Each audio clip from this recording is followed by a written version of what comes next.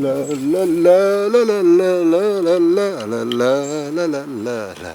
La la la la la la la la la la la la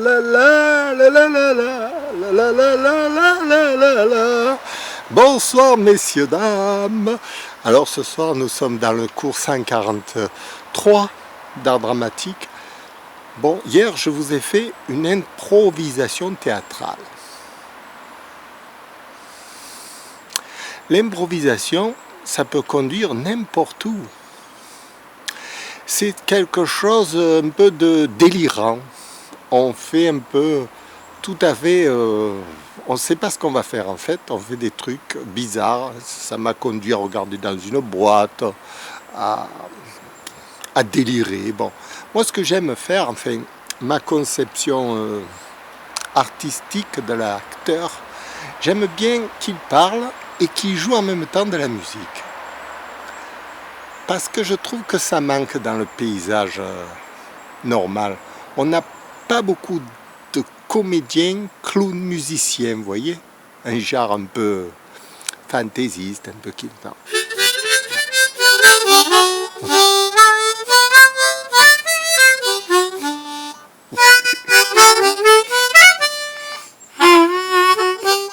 Alors, c'est pas tout.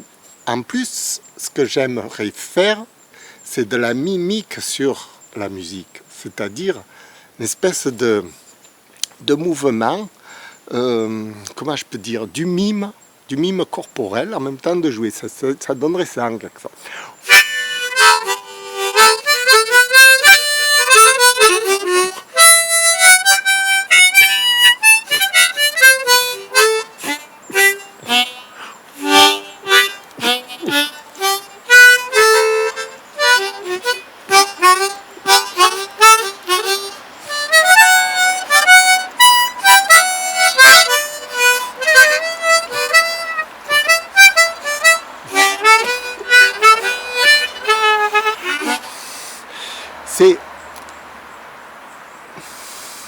C'est de l'improvisation mimique, enfin de l'improvisation de mime.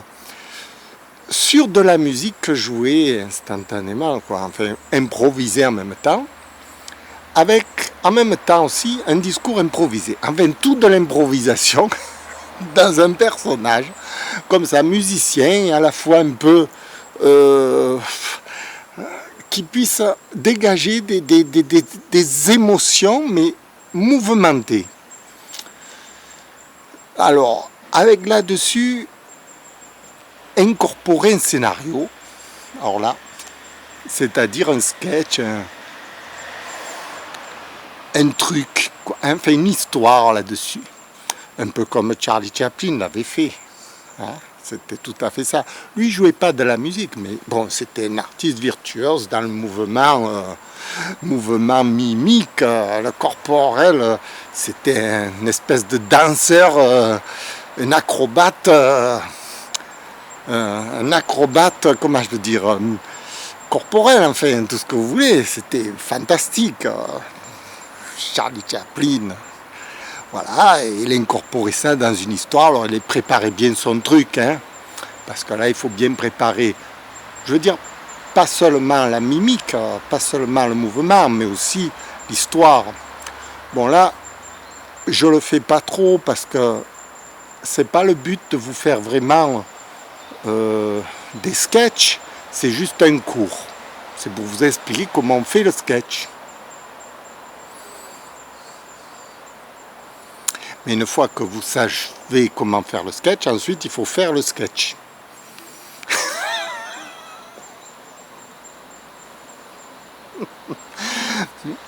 Voilà. Bon, moi, je peux le faire. Hein. Enfin, je peux le faire. Après, il me faut un public pour le faire, vous voyez? Parce que l'histoire, c'est pas de le faire tout seul dans un coin. Parce qu'alors là, c'est un peu comme si un maçon il faisait des maisons, mais pour les stocker, vous voyez, sans qu'il y ait personne dedans.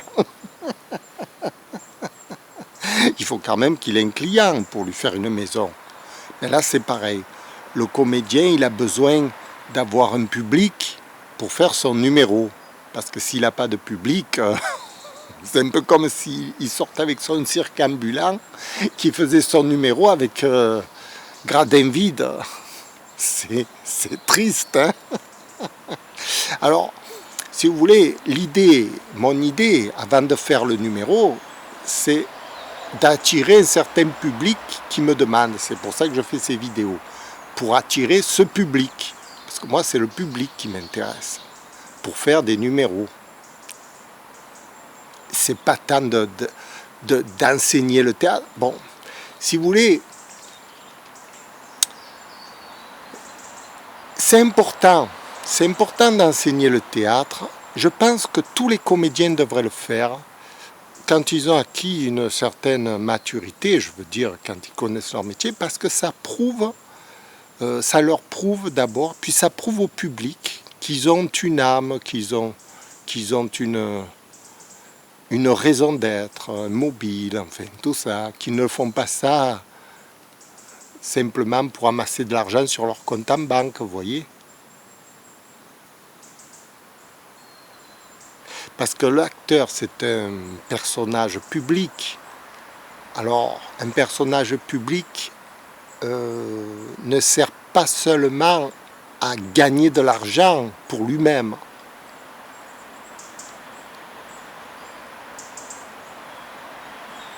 Un personnage public, il doit être un exemple pour le monde. Ça doit être une vitrine, vous voyez, pour montrer l'exemple. C'est ça le but profond de l'acteur, sinon on ne fait pas ce métier. Si c'est pas pour dire aux gens, faites comme moi, parce que moi, je sais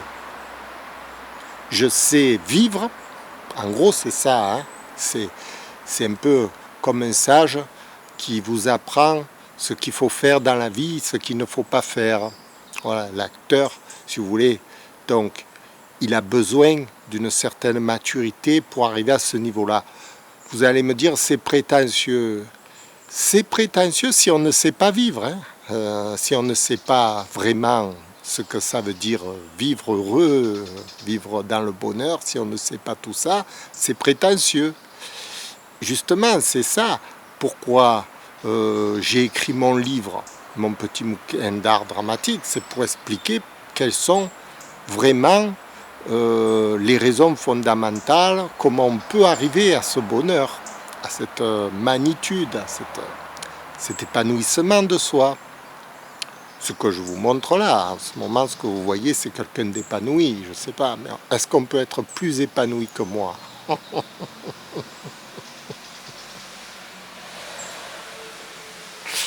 voyez, moi, je suis, pour vous dire la vérité, regardez-moi, quand vous me regardez, vous avez l'impression que je suis un garçon normal, épanoui, tout ce que vous voulez. Alors que j'ai 58 ans et que je n'ai jamais travaillé pour un patron. On ne m'a jamais donné une feuille de salaire dans ma vie, de toute ma vie. Et pourtant, vous avez l'impression de voir quelqu'un de bien, d'épanoui, quelqu'un de formidable, etc. Alors, comment on peut arriver à ce stade d'épanouissement sans avoir jamais gagné de l'argent? Je ne vis pas sur l'or, hein. J'ai rien. Je veux dire, j'ai rien. À part le RSA, quoi. Et encore, ils voulaient me le supprimer, ils voulaient m'enfermer chez les fous. Non, parce que je ne sais pas pourquoi. Ils ont eu la folie de me faire passer chez les psychiatres, etc. Je leur ai dit que j'étais un comédien, ça ne leur a pas plu. Non, je voulais leur dire, je voulais leur prouver que j'étais un comédien. Je voulais être incorporé dans le pôle emploi des comédiens. Parce qu'à Marseille, il y a plusieurs pôles emploi. Il y a pôle emploi pour les ouvriers normaux, puis il y a le pôle emploi pour les comédiens. Comme je suis comédien depuis 30 ans, je pensais que ce serait simple d'être embauché, enfin d'être pas embauché, d'être parmi les comédiens. Bon, ils m'ont refusé, ils m'ont dit non, vous n'êtes pas... Parce qu'ils m'ont dit, vous n'avez jamais travaillé, vous comprenez? Donc on ne peut pas vous incorporer dans les chercheurs d'emploi de comédiens.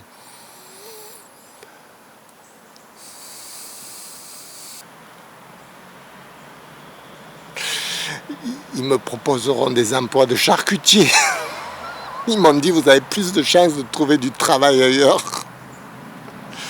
Ils ont peut-être raison, mais moi je ne veux pas les contrarier seulement pour ne pas aller en tôle parce qu'ils voulaient carrément m'interner. Ah oui, oui, oui, ils m'ont dit, il faut que vous allez passer des examens avec des vrais psychiatres et tout. Hein. Parce que déjà, ils m'en ont fait passer 8 pour l'emploi de psychiatre, mais ça ne suffisait pas. Ils m'ont dit, il faut vous déplacer à l'hôpital, tel endroit, pour aller les voir, ces gens-là, pour discuter de votre cas. Non mais vous imaginez, je ne vais pas laisser mes parents. Catastrophe. Ah putain. Ah putain. Non, pour vous expliquer que...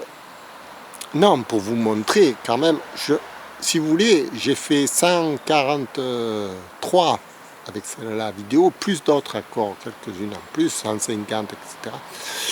Pour vous montrer la justification, comment on peut arriver dans la vie à être heureux, à trouver sa place dans la société et être épanoui sans argent.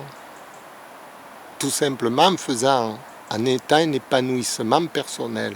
Parce que l'argent, je compare ça à un outil. Vous voyez ?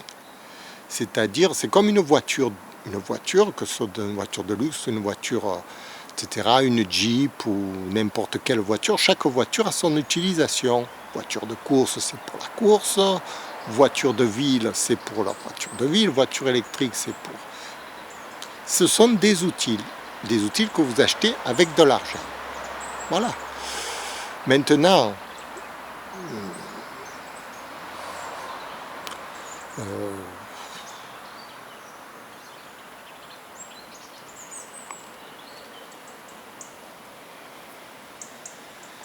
bon, enfin, passons.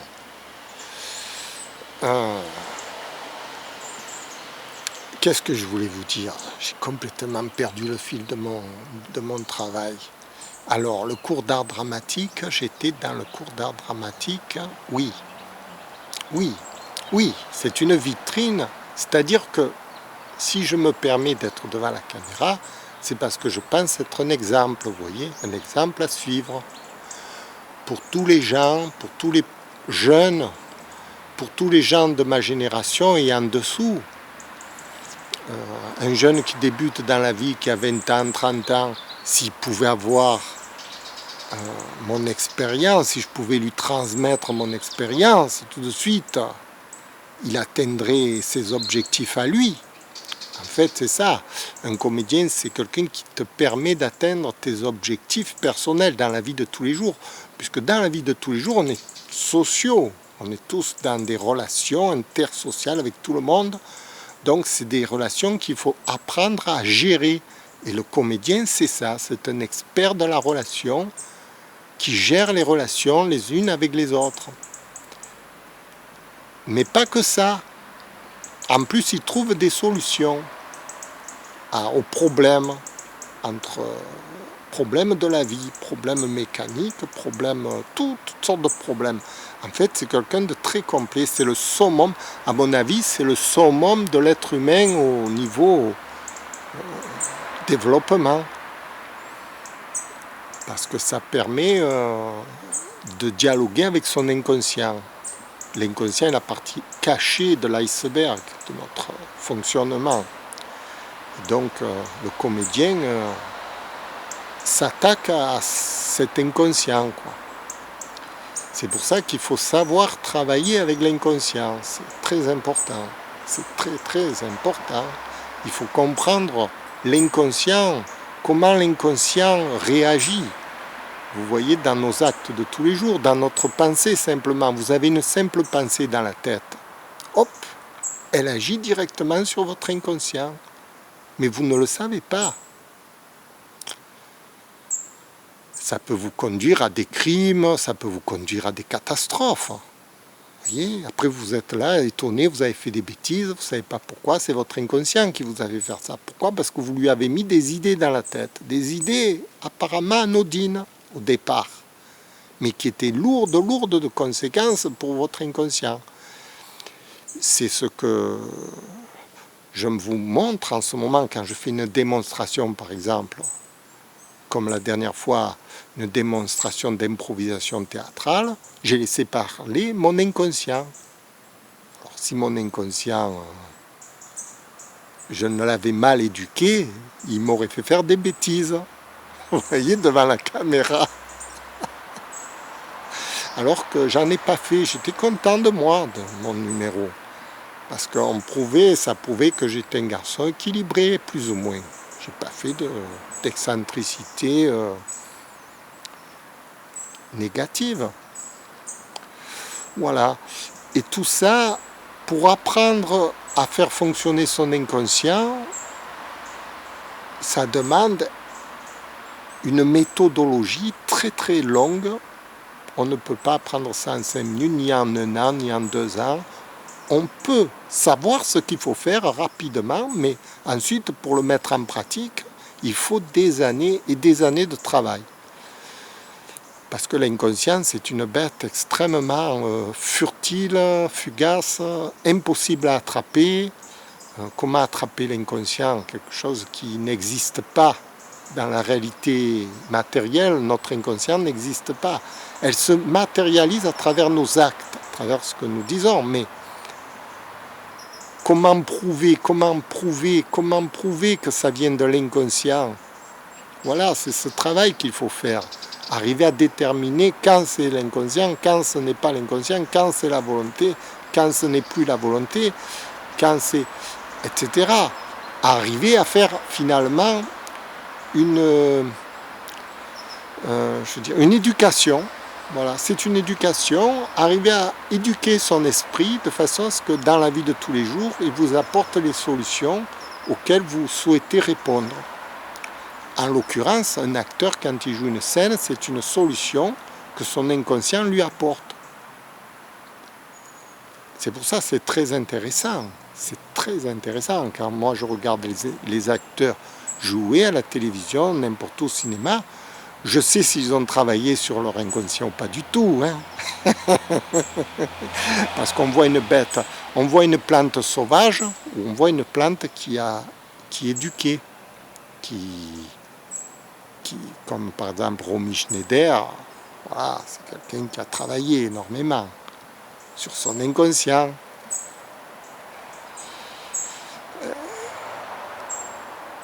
Malheureusement pas assez bien, parce que finalement elle s'est suicidée. Voyez, mais je pense que c'était des problèmes chimiques chez elle, parce que c'est une prise trop grande de médicaments qui lui a fait perdre le sens des réalités à un moment donné. Elle était trop sous médicaments, quoi. Voilà, chose qu'il ne fallait pas, il ne fallait pas tomber dans ce travers. Pour ça, c'est très décommandé, tout ce qui est chimique et tout, pour l'esprit, pour le cerveau, ça vous le rétame. Hein.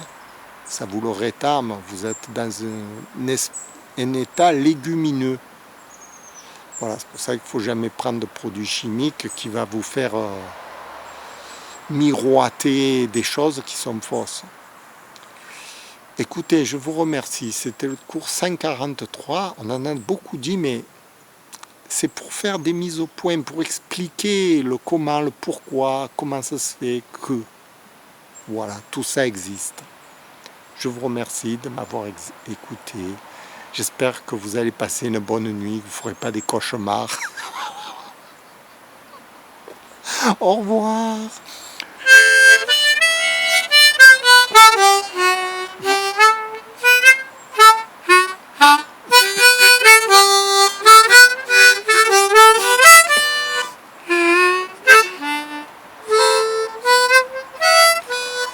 Merci, au revoir.